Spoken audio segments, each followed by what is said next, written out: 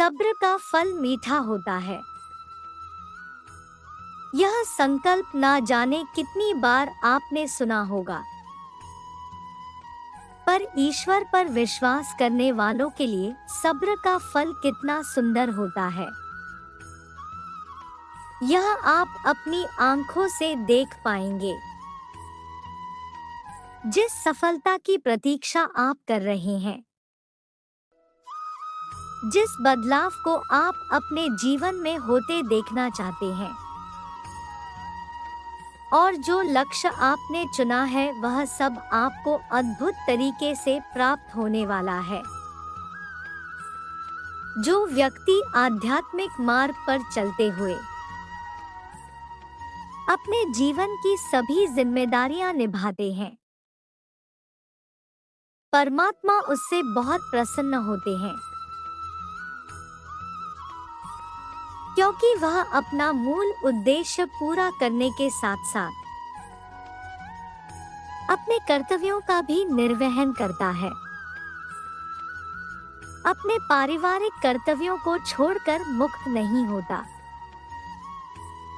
मेरे प्रिय, आप दिव्य हैं, जो इस कली काल में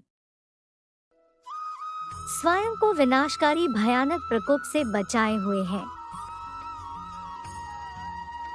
आपकी रगों में दिव्य संस्कार है, जिसने आपकी चेतना को इस प्रकार एकाग्र किया है कि नकारात्मक शक्तियों की आंधी आपको हिला नहीं सकती। हाँ, लोग प्रयास जरूर करते होंगे आपको दूषित करने का, पर हर बार वे असफल हो जाते हैं, क्योंकि आपके आसपास दिव्य देवदूत हैं, जो आपको बचा रहे हैं। मेरे प्रिय, अपने संघर्ष पूर्वक प्रतीक्षा की है, उस समय में भी जब आप गिर रहे थे। आपने विश्वास किया कि आपको फिर से उठाया जाएगा। जब चारों दिशाओं से आपको पराजित होना पड़ा और जीवन को हराते हुए देखा, तब भी आपने एक हौसले की डोर नहीं छोड़ी, क्योंकि आप जानते हैं आपने इससे कहीं अधिक कठिन दौड़ अपने पूर्व जन्मों में देखा है। इसलिए आपके अंतर मन में एक विश्वास की ज्योति जल रही है, जो आपको बार बार स्मरण कराती है कि सब ठीक होगा। कोई है जो मेरी रक्षा कर रहा है और मुझे जीने के लिए प्रेरित कर रहा है। मैं जानता हूँ कई बार ऐसा लगा होगा कि मेरे जीवन में दुख के सिवा कुछ नहीं लिखा, या फिर विधाता ने मेरे जीवन में सुख के पन्ने लिखे ही नहीं हैं। किंतु इस समय आपके जीवन में कुछ ऐसी घटना होती है जो आपको पुनः विश्वास दिलाता है कि सब कुछ ठीक होने वाला है। गुरुकुल में हजारों शिष्य शिक्षा ग्रहण करते हैं, किंतु गुरु योग के शिष्य को ही अपना सबसे कीमती ज्ञान देता है, क्योंकि वह जानता है यही उसे धारण कर सकता है और यही शिष्य उसे ज्ञान को संसार में सबकी भलाई के लिए प्रयोग कर सकता है। यदि वह किसी कुपात्र को वह शिक्षा दे दे तो सर्वनाश किया जा सकता है। इसलिए अपनी मूल धरोहर शिक्षा को गुरु योग्य शिष्य को देने से पहले उसकी कई बार परीक्षा लेते हैं, जो दूसरे शिष्यों से भिन्न होती है। कई बार दूसरे शिष्य प्रश्न कर सकते हैं कि आखिर इस बेचारे की इतनी कठिन परीक्षा क्यों हो रही है। इसे ऐसी यातनाएं क्यों दी जा रही हैं? शायद यह आयोग है। किंतु गुरु किसी को बिना बताए परीक्षण करते हैं,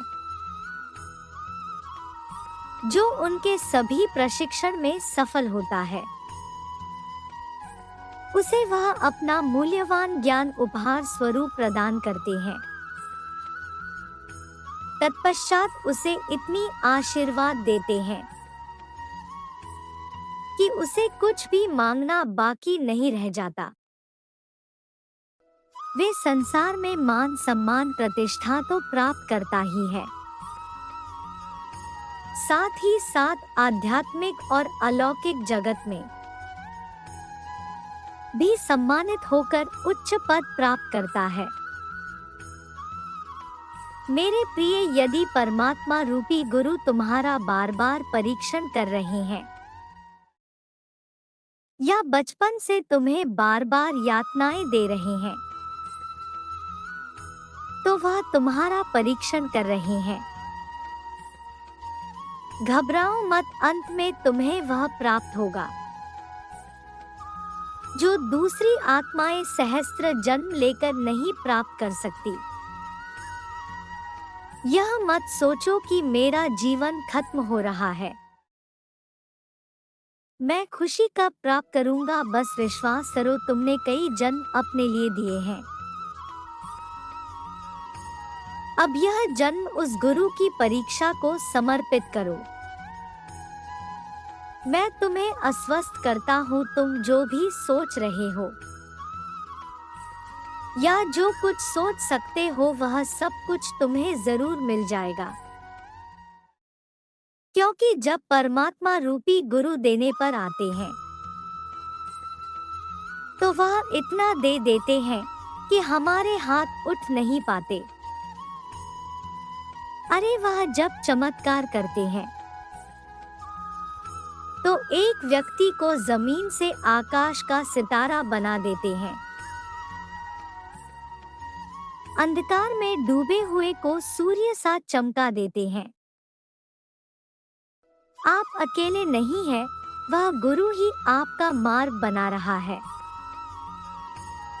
और बहुत जल्द आप अपने जीवन में इतनी सारी खुशियों को एक साथ दिखेंगे